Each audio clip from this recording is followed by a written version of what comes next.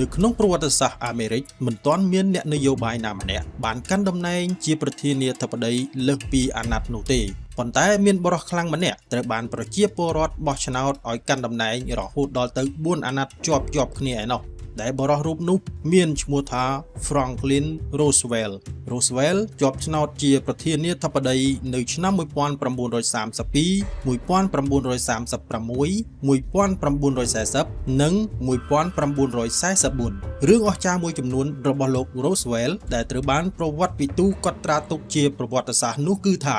លោកបានដោះស្រាយវិបត្តិសេដ្ឋកិច្ចដ៏ធ្ងន់ធ្ងរមួយរបស់សហរដ្ឋអាមេរិកដោយជោគជ័យជាអ្នកចុះហត្ថលេខាគាំទ្រគម្រោងផលិតគ្រាប់បែកប៉ារ៉ាម៉ាណូដំបូងបង្អស់និងជាអ្នកផ្ដួចផ្ដើមឲ្យមានការបង្កើតអង្គការសហប្រជាជាតិផងដែរប៉ុន្តែរឿងដ៏គួរឲ្យសោកស្ដាយបំផុតនោះចំពោះ Roosevelt គឺគាត់មានជំងឺស្វិតសាច់ដុំរហូតធ្លាក់ខ្លួនពិការនិងបានលាចាកលោកទៅវិញ3ខែមុនការឡើងកាន់តំណែងជាផ្លូវការសម្រាប់អាណត្តិទី4ក្នុងការដឹកនាំសហរដ្ឋអាមេរិកលោក Roosevelt មានឈ្មោះដើមថា Franklin Delano Roosevelt អ្នកនយោបាយរូបនេះត្រូវបានសង្គមអន្តរជាតិស្គាល់ជាទូទៅនៅក្នុងអក្សរកាត់ថា FDR Roosevelt គឺជាអ្នកនយោបាយអាមេរិកដ៏ល្បីល្បាញម្នាក់ក្នុងប្រវត្តិសាស្ត្រនិងជាប្រធានាធិបតីអាមេរិកទី32ចាប់ពីឆ្នាំ1933រហូតដល់ពេលគាត់ស្លាប់ដោយសារជំងឺដាច់សរសៃឈាមខួរក្បាលនៅឆ្នាំ1945គាត់ជាសមាជិកម្នាក់របស់គណៈបកប្រជាធិបតេយ្យលោក Roosevelt បានកើតនៅថ្ងៃទី30ខែមករាឆ្នាំ1882នៅតំបន់ Hyde Park ក្នុងរដ្ឋ New York ហើយលោកគឺជាសាច់ញាតិរបស់ប្រធានាធិបតីអាមេរិកទី26ឈ្មោះ Theodore Roosevelt ផងដែរលោកបានបញ្ចប់ការសិក្សាពីសាលា Princeton និងសាកលវិទ្យាល័យ Harvard ហើយចូលរៀនផ្នែកច្បាប់នៅសាលាច្បាប់ Columbia ទៀតផងប៉ុន្តែលោកមិនបន្តការសិក្សាឡើយបន្ទាប់ពីប្រឡងជាប់វិជ្ជាជីវៈដើម្បីហាត់ការផ្នែកច្បាប់នៅរដ្ឋ New York Roosevelt ជាប់ការបោះឆ្នោតក្លាយជាសភាជាន់ខ្ពស់នៃអង្គនីតិបញ្ញត្តិរបស់រដ្ឋ New York នៅឆ្នាំ1910ហើយក្លាយជាជំនួយការលេខាធិការកងទ័ពជើងទឹក ASN ផងដែរក្នុងឆ្នាំ1921លោកបានកើតជំងឺខ្វិនដែលធ្វើឲ្យសាច់ដុំរួមតូចហើយក្រោយមកជើងរបស់គាត់បានពិការជារៀងរហូតទោះបីជាមិនអាចដើរបានដូចមុនក៏ដោយក៏លោក Roosevelt បានត្រឡប់ទៅធ្វើការវិញហើយឈ្នះឆ្នោតក្លាយជាអភិបាលរដ្ឋ New York នៅក្នុងឆ្នាំ1928ក្នុងការបោះឆ្នោតជាប្រធានាធិបតីអាមេរិកនៅឆ្នាំ1932 Roosevelt បានយកឈ្នះគណៈបក្សសាធារណរដ្ឋរបស់លោក Herbert Hoover ដែលជាប្រធានាធិបតីទី31យ៉ាងភ្លុកទឹកភ្លុកដីបំផុតដែលនេះគឺជាការឡើងកាន់តំណែងសម្រាប់អាណត្តិទី1របស់លោកគាត់បានចាប់ផ្ដើមការងារជាប្រធានាធិបតីនៅអំឡុងពេលពាក់កណ្ដាលវិបត្តិមួយឈ្មោះថា The Great Depression ដែលជាវិបត្តិសេដ្ឋកិច្ចដ៏ធ្ងន់ធ្ងរបំផុតនៅក្នុងប្រវត្តិសាស្ត្រអាមេរិកអំឡុងពេល100ថ្ងៃនៃសម័យប្រជុំសភាអាមេរិកលើកទី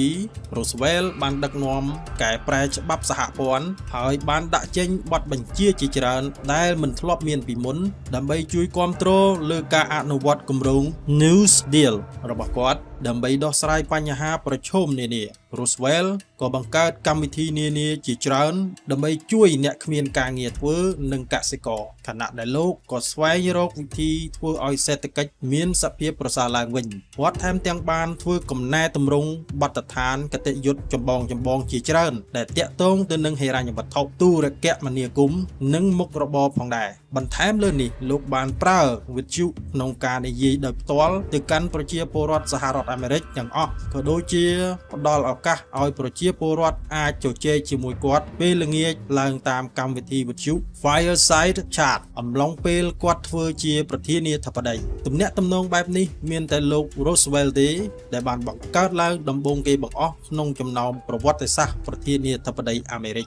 ជាមួយនឹងការធ្វើឲ្យសេដ្ឋកិច្ចមានភាពប្រសើរឡើងវិញយ៉ាងឆាប់រហ័សលោកប្រធានាធិបតី Roosevelt បានបន្តឈ្នះឆ្នោតម្ដងទៀតយ៉ាងត្រចះត្រចង់នៅឆ្នាំ1936ទោះបីជាយ៉ាងណាក៏ដោយក្រោយមកទៀតសេដ្ឋកិច្ចនៅអាមេរិកបានធ្លាក់ចុះវិញយ៉ាងគំហុកប៉ុន្តែប្រធានាធិបតីរូបនេះនៅតែអាចដោះស្រាយបានយ៉ាងល្អបំផុត ធ្វើឲ្យប្រជាពលរដ្ឋដឹងកាន់តែច្បាស់ពីសមត្ថភាពដឹកនាំរបស់គាត់ប្រជាពលរដ្ឋអាមេរិកបានបោះឆ្នោតជ្រើសរើសលោក Roosevelt ឲ្យបន្តធ្វើជាប្រធានាធិបតីនៅឆ្នាំ1940ដែលនេះក្លាយជាការកាន់តំណែងរបស់លោកក្នុងរយៈពេល3អាណត្តិជាប់គ្នាហើយប្រការនេះក៏ធ្វើឲ្យលោកក្លាយជាប្រធានាធិបតីអាមេរិកដែលជាប់ឆ្នោតលើស2ដងផងដែរជាមួយនឹងការផ្ទុះឡើងវិញនៃសង្គ្រាមលោកលើកទី2ក្រោយឆ្នាំ1938 Roosevelt បានផ្ដល់ហិរញ្ញវត្ថុនិងជាប់ទំនាក់ទំនងយ៉ាងរឹងមាំជាមួយចិនអង់គ្លេសនិងសហភាពសូវៀតខណៈពេលអាមេរិកនៅតែប្រកាន់គោលជំហរអព្យាក្រឹតជាផ្លូវការដដែលបន្ទាប់ពីការវាយប្រហាររបស់ជប៉ុននៅឯកំពង់ផែ Pearl Harbor នៅថ្ងៃទី7ខែធ្នូឆ្នាំ1941ព្រឹត្តិការណ៍មួយដែលមានឈ្មោះថា A Dead Week Will Lie in Infamy Roosevelt ទទួលបានឯកភាពពីសភាអាមេរិកក្នុងការធ្វើសង្គ្រាមជាមួយជប៉ុនក្រោយមកទៀតជាមួយអាល្លឺម៉ង់និងអ៊ីតាលីក្រោមការផ្ដល់យោបល់ពីទីប្រឹក្សារបស់លោកឈ្មោះ Harry Hopkins និងជាមួយនឹងការគាំទ្រយ៉ាងខ្លាំងពីជាតិទាំងមូលនោះ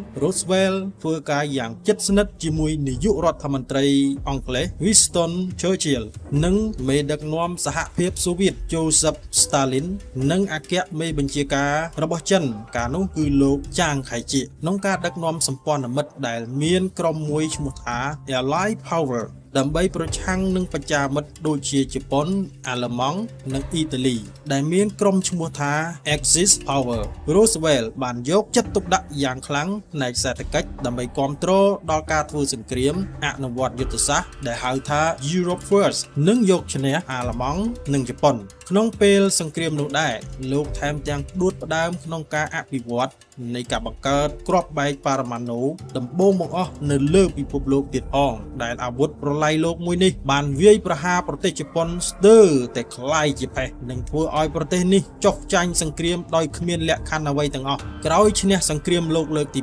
2 Roosevelt បានធ្វើការជាមួយមេដឹកនាំដែលជាសម្ព័ន្ធមិត្តផ្សេងទៀតដើម្បីបង្កើតស្ថាប័នមួយក្នុងការស្វែងរកសន្តិភាពសម្រាប់ពិភពលោកដែលមកដល់ពេលនេះស្ថាប័ននោះក្លាយជាអង្គការសហប្រជាជាតិលោកបានបន្តជាប់ឆ្នោតសម្រាប់អាណត្តិទី4នៅឆ្នាំ1944ប៉ុន្តែដោយសារជំងឺប្រចាំកាយគាត់បានស្លាប់នៅក្នុងខែមេសាឆ្នាំ1945ដែលវាជារយៈពេលតិចជាង3ខែប៉ុណ្ណោះមុនលោកឡើងកាន់តំណែងជាប្រធានាធិបតីពេញសិទ្ធិសម្រាប់អាណត្តិទី4